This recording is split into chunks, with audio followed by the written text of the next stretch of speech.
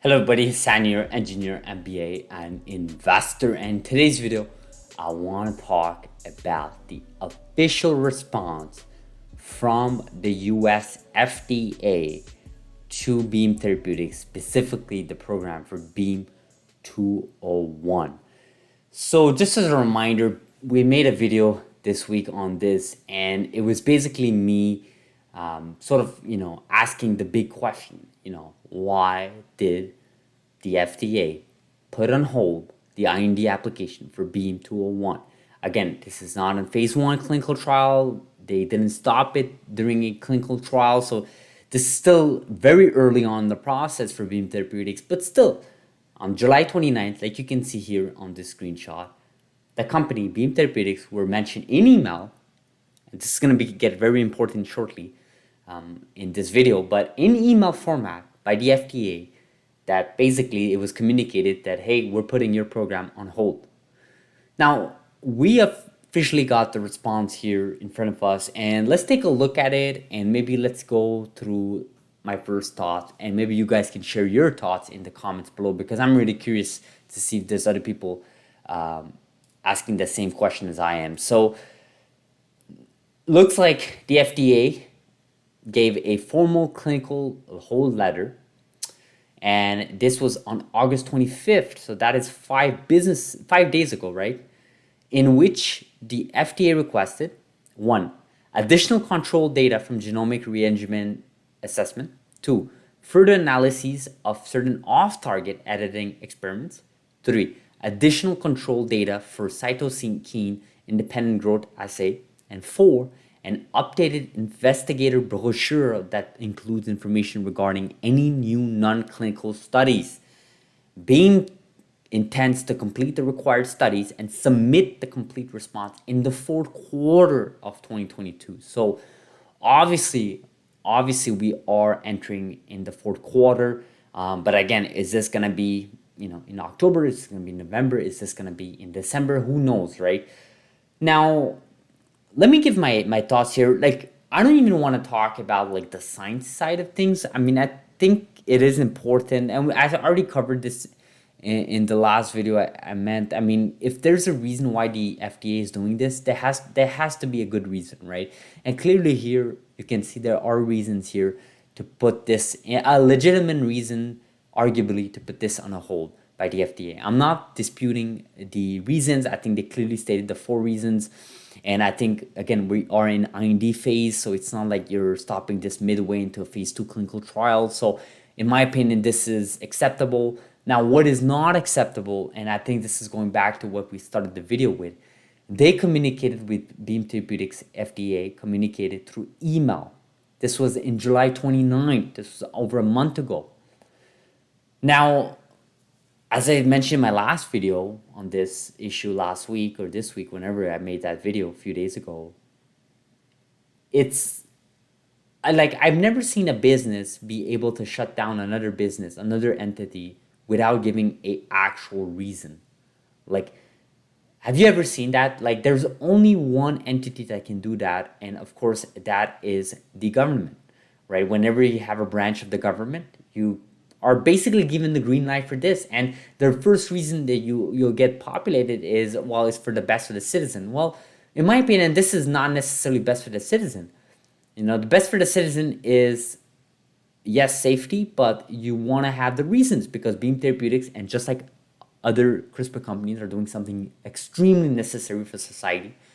And for you to put this program onto hold, to me, that is one thing, but then to communicate that is another, right? You have to be able to do that, because if you're not able to do that, then to me, it is not a legitimate reason to put it on hold.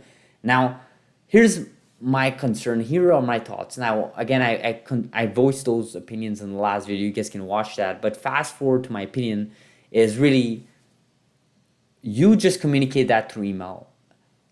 There's only, like I said, every other B2B, every other business, every other private entity or public company, whatever, non-government entity, they can do this type of communication within days. I mean, I'm not saying in this specific industry, I'm just saying in general, right? I mean, if you're putting something on hold, you should be working overtime to sort of prepare a letter to basically give that to the company, right? I think the FDA should have prepared this letter, and it should not have taken a month. I mean, even if anybody comes to me saying, oh, well, that's the norm, that's how they usually do it. Well, maybe that's what we need to disrupt. Has nothing to do with Beam Therapeutics specifically. It's more to do with the way the FDA is approaching this. I mean, for it to take over a month to communicate, I mean, what is this? Like, how long does it take to come with these 4 points? I mean, you can bet that they were working on these 4 points well before they even submitted this letter putting this email putting BEAM-201 on IND hold, right? They could have easily communicated that within a week or maximum 2. I mean, just think of any business, guys. Like, don't take my word for it. Just take your own business. Take any business, Do you think it's acceptable for a business to tell another business that they're partnering up with or whatnot and tell it, you know what, we're not going to do business with you right now. We're putting you on hold. We'll give you an official response about this hold in 30 days. I think that's unacceptable. That's unacceptable. I've never seen that. I've never done that in my professional life. And I'm sure most of you have never done this. Again, the only entity that can do this and get the green light for this is exactly the FDA, or better yet, any government entity, because they're allowed to do something like this. And I feel really bad for shareholders. I feel really bad for Beam Therapeutics, because you basically waited for 30 days for these 4 points. Well, actually, I think they're legitimate points, but this could have been communicated with them maybe a business day after it was put on hold, maybe 3 business days, who knows, but not 30 days. I mean, that's crazy. To me, that's ludicrous. I mean, it's unacceptable, and it should be definitely revisited, especially with today's technology. And they use that technology. Like, they put the IND on hold via email. You didn't need to go through in person or write a formal letter or fax it or phone it. Like, you could just write that email, put the 4 bullet points.